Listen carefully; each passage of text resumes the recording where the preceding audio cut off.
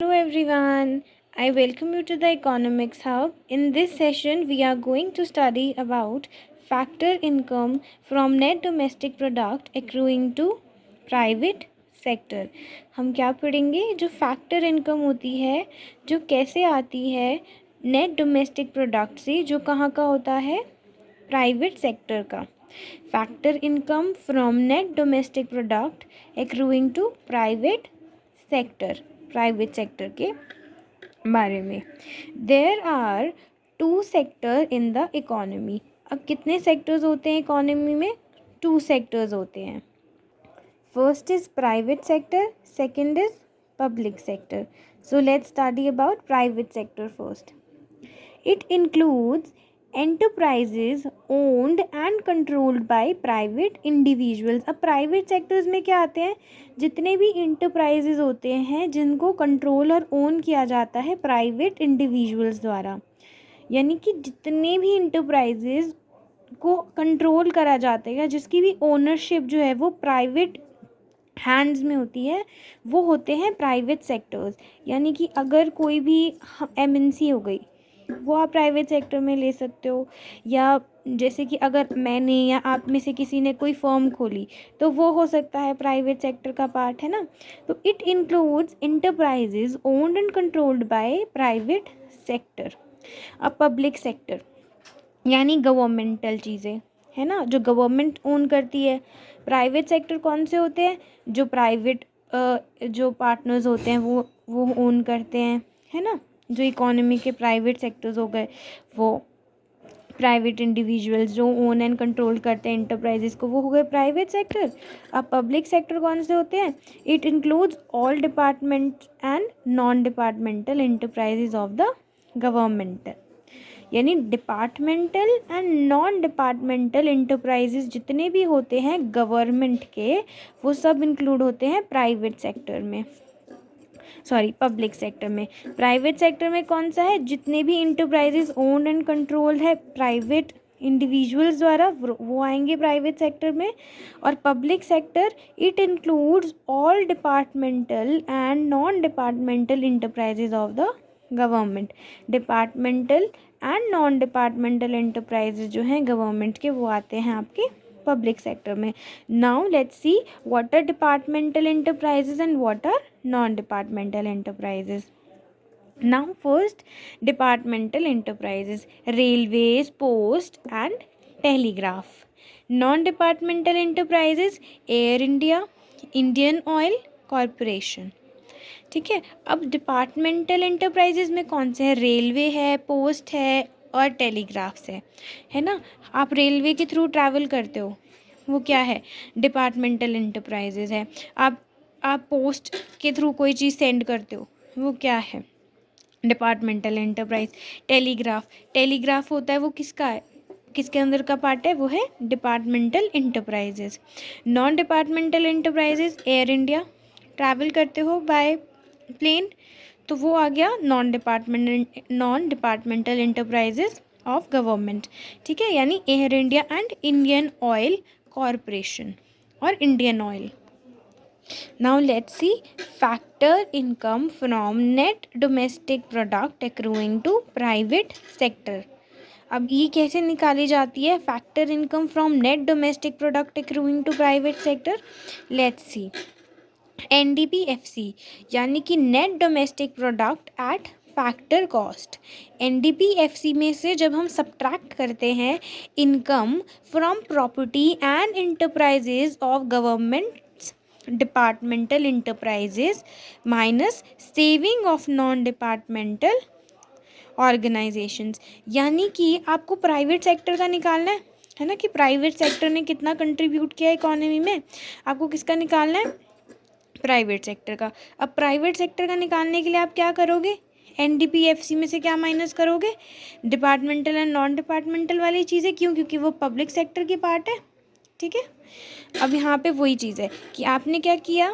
Factor income from net domestic product accruing to private sector कैसे आया? NDPFC. ठीक है.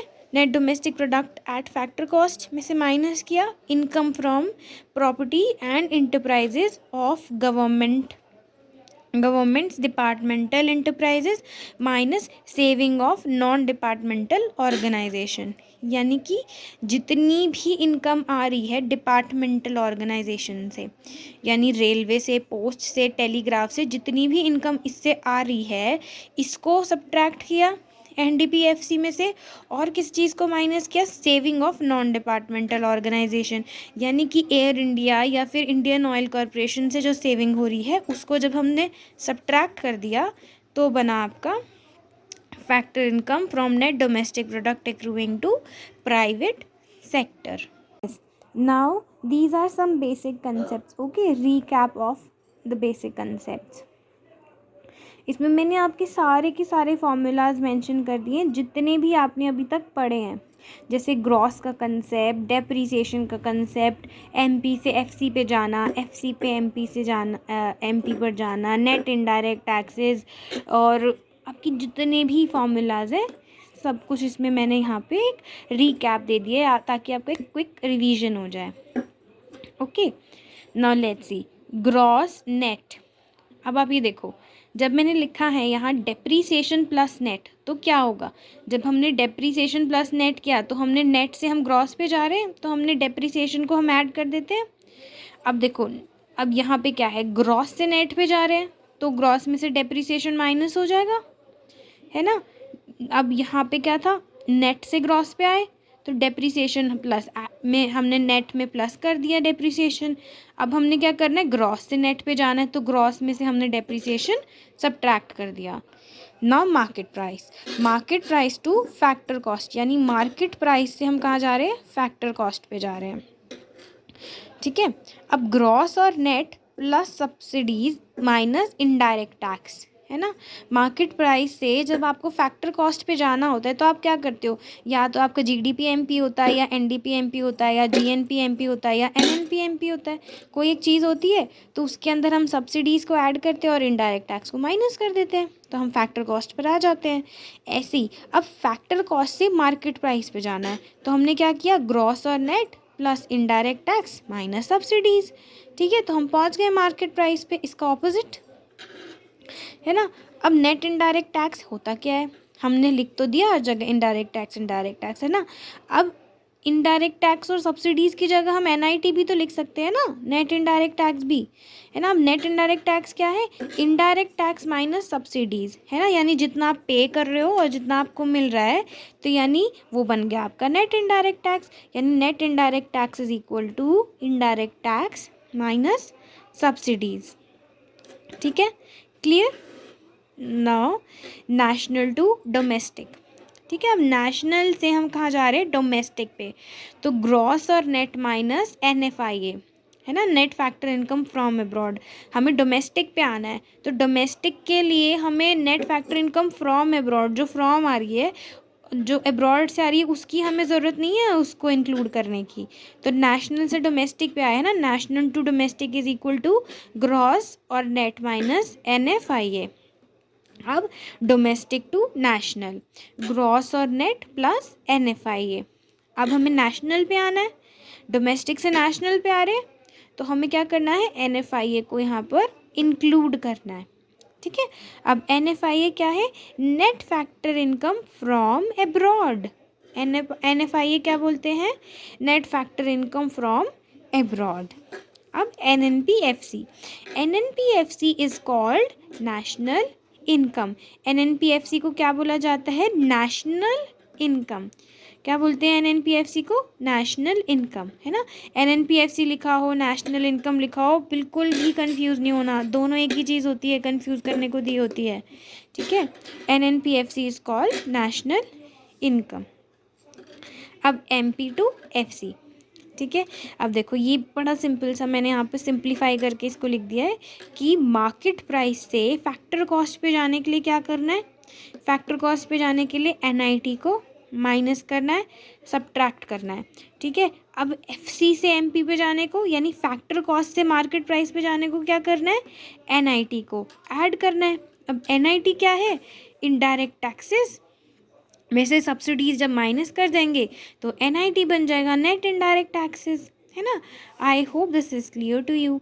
देखो ग्रॉस और नेट, ठीक है, अब हमने नेट से हम ग्रॉस पे आए तो हमने क्या किया, डेप्रिसिएशन प्लस नेट कर दिया, ठीक है। अब ग्रॉस से नेट पे आ रहे हैं तो ग्रॉस में से डेप्रिसिएशन को सब्ट्रैक्ट कर दिया, है ना। मार्केट प्राइस से फैक्टर कॉस्ट पे आ रहे हैं, ठीक है। तो ग्रॉस और नेट प्लस सब, ग्रॉस और नेट मैंने इसलिए लिखा है क्योंकि कभी जीडीपी एमपी होता है, कभी आपका एनडीपी एमपी होता है, कभी जीएनपी एमपी होता है, कभी एनएनपी एमपी होता है, बहुत बार होता है ना ऐसा।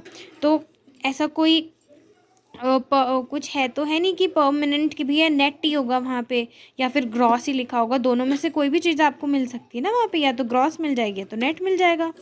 तो वही है ग्रॉस और net plus subsidies minus indirect tax, है ना। अब फैक्टर कॉस्ट से मार्केट प्राइस पे आना है तो ग्रॉस और net plus indirect tax minus subsidies. अब नेट इनडायरेक्ट टैक्स क्या है, इनडायरेक्ट टैक्स माइनस सब्सिडीज़, है ना। अब ये इतनी बड़ी कहानी लिखने से अच्छा net indirect tax minus subsidies लिखने से अच्छा आप सीधा नेट एंड इनडायरेक्ट टैक्स ना लिख देते। इनडायरेक्ट टैक्स माइनस सब्सिडीज़ लिखने से अच्छा तो सीधा नेट इनडायरेक्ट टैक्स लिख सकते, लेकिन वो तब लिख सकते हो जब इनडायरेक्ट टैक्स और सब्सिडीज़ अवेलेबल हों, है ना। तब नेट, अब नेशनल से डोमेस्टिक पे आना है तो क्या करा, ग्रॉस और नेट माइनस एनएफआईए। डोमेस्टिक में एनएफआईए की ज़रूरत ही नहीं है, सिंपल चीज़, ठीक है। नेशनल से डोमेस्टिक पे आए तो ग्रॉस और नेट माइनस एनएफआईए। अब डोमेस्टिक टू नेशनल पे आने के लिए हमें एनएफआईए की ज़रूरत है ना। तो हमने एनएफआईए डाल दिया। अब एनएफआईए क्या है, net factor income from abroad. NFIA क्या है, net factor income from abroad. अब NNPFC is called national income. NNPFC को क्या बोलते हैं, national income. MP to FC, MP से एफसी पे आना है तो एनआईटी माइनस हो जाएगा, एफसी से एमपी पे आना है तो एनआईटी ऐड हो। This is all for today's session, we'll meet in my next session. So give this video a thumbs up, share this video with your friends and family, subscribe to my channel. Bye bye, take care.